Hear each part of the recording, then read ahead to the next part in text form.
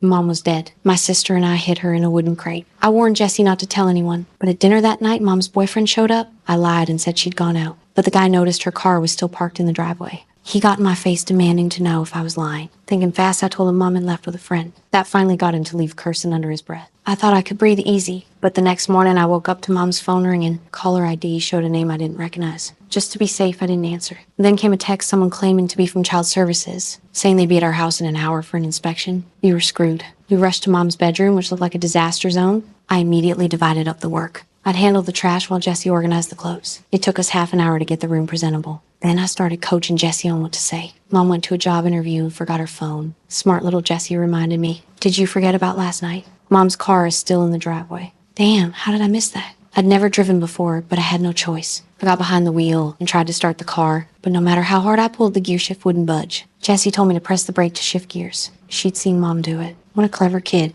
After finally hiding the car, the social worker arrived. She checked our utilities and asked to see inside the fridge. Good thing we'd prepared for all that. When she left, I let out a huge sigh of relief. But then came our biggest crisis yet. The next day, I went to my best friend's house. After dinner, her dad, who happened to be the town sheriff, asked when my mom was picking me up. I said Mom was busy and I'd take the bus home. But he insisted on driving me and I couldn't refuse without raising suspicions. When we got home, the sheriff said he wanted to say hi to my mom. They were old classmates. Desperate. I lied again, saying Mom was preparing for a big interview tomorrow and had specifically asked not to be disturbed tonight. I got away with it this time, but when he saw Jessie answer the door, I could tell he was suspicious. Next day, he drove to our house. Seeing Mom's car covered in dead leaves, he started pounding on the door, calling out her name.